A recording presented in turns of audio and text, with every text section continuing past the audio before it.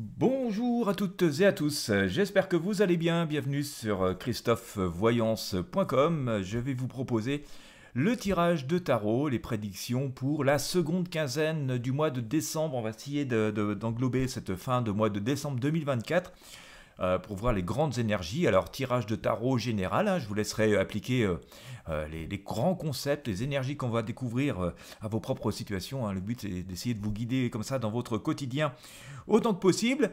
J'espère que vous avez la forme, n'hésitez pas à liker ces vidéos, à les partager avec vos amis sur vos réseaux sociaux et bien sûr à vous abonner à la chaîne et bien si vous trouvez que ces conseils vous ont été utiles et que vous les appréciez.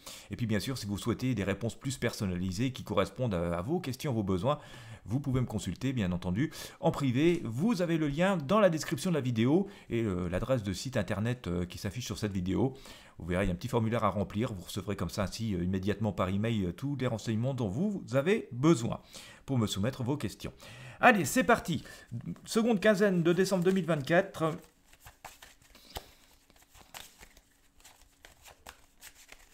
On va commencer avec le tarot de Marseille. Et puis bien sûr, je vais éclaircir et détailler avec d'autres outils, hein, notamment le tarot basque.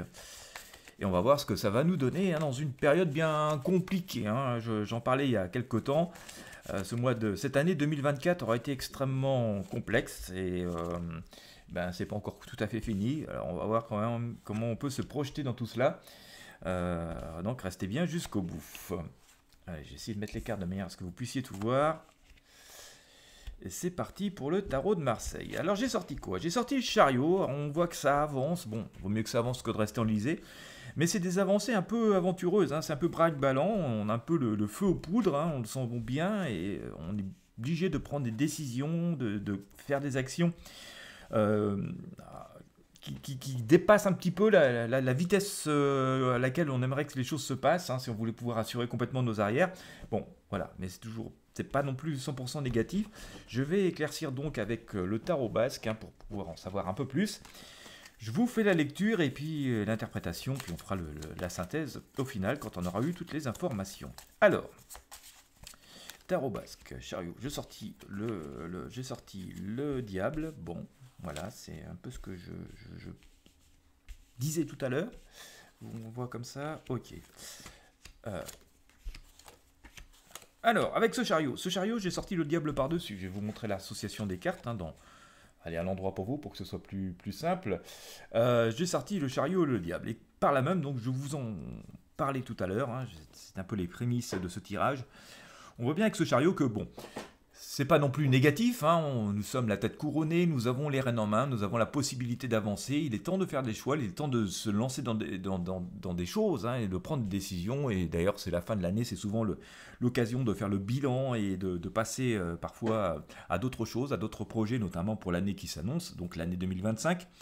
Et en même temps, on voit que les chemins se séparent, que, en tout cas, la vision des choses, même si l'objectif est un peu connu, hein, on a quand même une idée claire de là où on veut parvenir, les deux chevaux regardent dans la même direction, en même temps, on voit qu'ils ne prennent pas le même chemin pour arriver à la même direction et que tout cela sème un peu de confusion, d'inquiétude et de discorde, de désaccord parfois. L'idée qui revient à sortir de ça, c'est ce diable, hein, finalement, ça sème pas mal de peur, d'incompréhension et d'inquiétude, et ce diable a cette particularité de jouer de toutes les périodes un peu chancelantes pour pouvoir venir mettre son bazar, et donc par là même venir nous compliquer la tâche, en tout cas nous faire douter. Mais nous avons aussi le message sur cet arcane, hein. On voit notamment que les deux personnages qui sont ici, qui quelque part nous représentent, sont liés au diable, sont attachés au diable hein, par une espèce de cordelette. Et il suffirait finalement de couper ces attaches-là, de rompre les attaches, les amarres, les habitudes, le mode de pensée, et de se libérer de cette peur, de cette contrainte, et de vraiment se fier vraiment à nos intuitions, à nos instincts, et à ce que nous avons décidé initialement, pour que les choses avancent plutôt positivement. Donc c'est pas négatif, hein, il y a des avancées, on sent que ce mois de décembre nous amène à devoir prendre des décisions, mais comme je l'évoquais tout à l'heure, c'est quand même des décisions qui sont assez importantes, assez capitales. On n'a pas forcément tous les tenants, les aboutissants, les réponses, les outils, et forcément tout ça, ça brinque-balle un petit peu, puis on sent que finalement ça manque de concertation, de discussion, mais le temps presse. Et du coup, ça sème parfois un peu d'animosité, de désaccord, hein, parce que voilà, on n'a pas eu le temps de se mettre d'accord sur le chemin commun, même si hein, l'objectif, au final, il est connu et il est le même pour tous. Dans la projection de tout cela, j'ai sorti quand même l'empereur et la justice. Donc même si c'est un peu brinque-ballant et que, bon bah voilà, c'est pas un voyage très confortable, on va dire que on se promène dans une charrette tirée par des chevaux plutôt que dans une limousine tout confort. Les coussins sont moins confortables. Eh bien, j'ai quand même ici cet empereur et cette justice hein, qui nous annonce quand même que ça va quand même s'équilibrer et que on va pouvoir normalement clôturer ce mois de décembre, attaquer l'année 2025. Je vous ferai les prédictions dans peu de temps.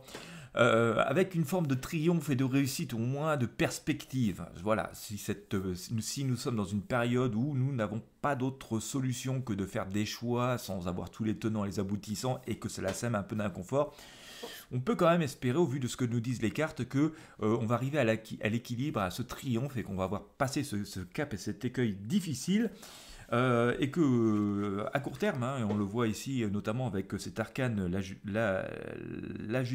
la force, excusez-moi, et le pendu, que on va triompher, on va dominer. Mais si on veut triompher, il est vraiment temps de prendre ces situations qui nous bloquent à bras le corps hein, d'ouvrir la gueule de la bête et de ne pas rester dans cette situation d'inconfort, de couper les dernières attaches, les derniers amarres. Parce que souvent, voilà, et c'est assez humain, hein, on fait tout ça, se dire je peux pas faire autrement, j'ai pas le choix. Et en fait, souvent on a le choix. Le problème, c'est que le choix ne nous apparaît pas forcément évident.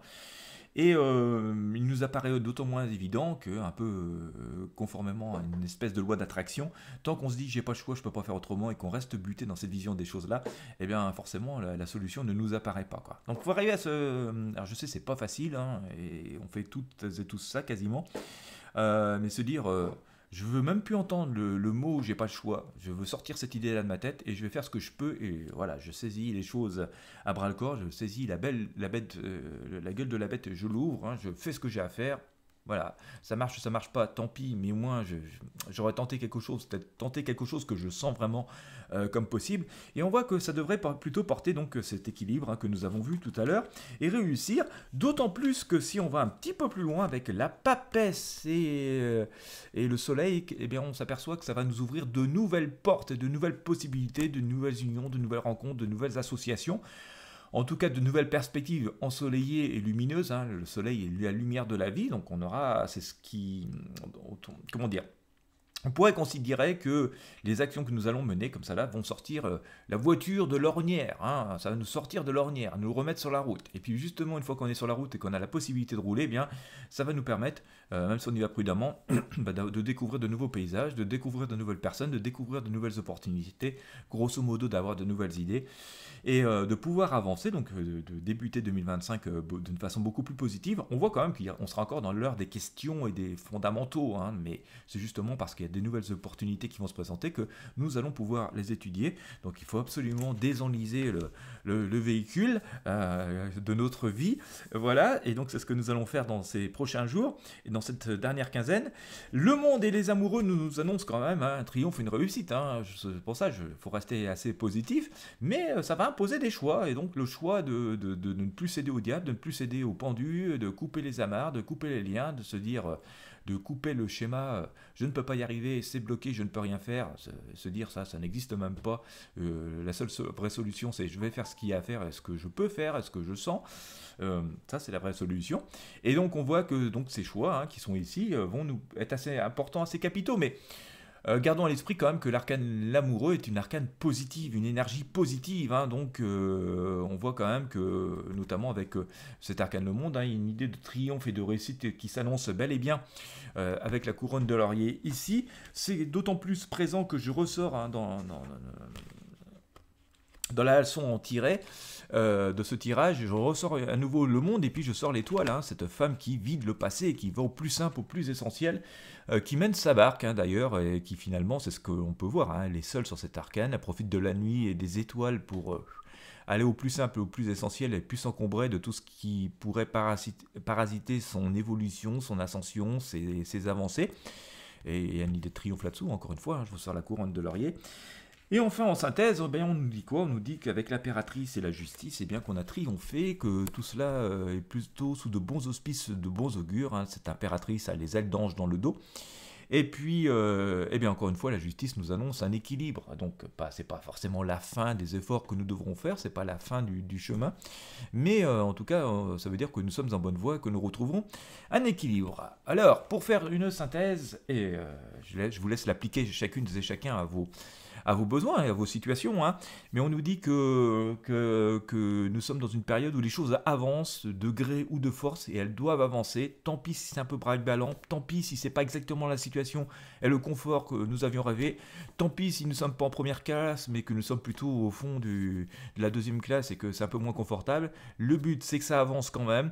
Tant pis si tout le monde n'est pas d'accord parce que voilà, il y en a c'était absolument si vos partenaires, les personnes avec qui vous devez prendre des décisions avaient décidé que c'était mordicus première classe et ils vous en veulent d'être au fond de la deuxième classe où c'est un peu moins chauffé et un peu moins confortable. Le but est d'avancer et au final il y aura une réussite, il y aura une atteinte de la destination, il y aura un résultat et c'est le fait justement d'avoir pris cette décision, certes un peu plus inconfortable que ce qui était prévu et de ne pas attendre, aura permis de se désenliser, de se mettre sur la bonne voie et donc de s'ouvrir dans un second temps, alors forcément maintenant plutôt vers début 2025, de nouvelles opportunités, de nouvelles unions, de nouvelles associations, ce qui fait aussi que ce ne sera que dans le domaine de l'opportunité et qu'il y aura encore donc des avancées à faire, du travail derrière, mais on voit quand même que ça s'annonce sur des choses beaucoup plus positives et que si on ne prend pas la peine d'agir, d'avancer, et de prendre des décisions maintenant, et bien forcément ces opportunités qui se présentent à nous après, ben, elles ne seront pas là, hein. Voilà, nous avons aussi notre chemin, notre karma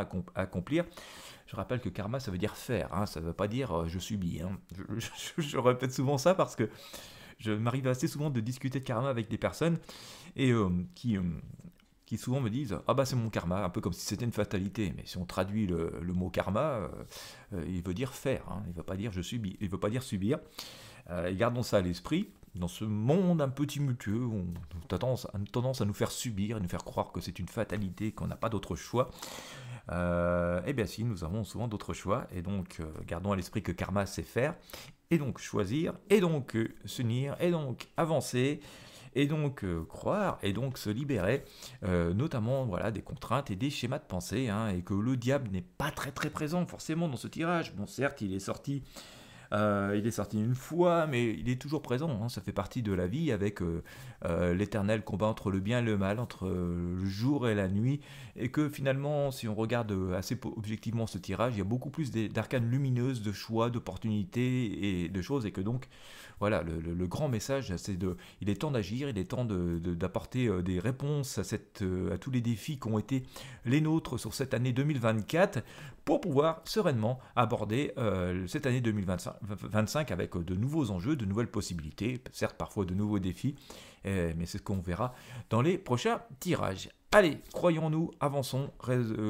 essayons de clore autant que possible cette seconde quinzaine et cette année 2024. J'étais en tout cas ravi de partager ce moment de lumière et d'énergie avec vous. Si vous avez apprécié encore une fois, n'hésitez pas à liker, à partager avec vos amis sur vos réseaux sociaux. Si vous avez des questions personnelles, eh bien vous avez la possibilité de me consulter, bien entendu, comme d'habitude. Vous avez le lien dans la description de la vidéo. Quant à moi, je vous souhaite le meilleur. Je vous souhaite une bonne journée ou une bonne soirée en fonction de l'heure à laquelle vous me regardez. Et je vous dis à très bientôt pour de prochains tirages de tarot voyance.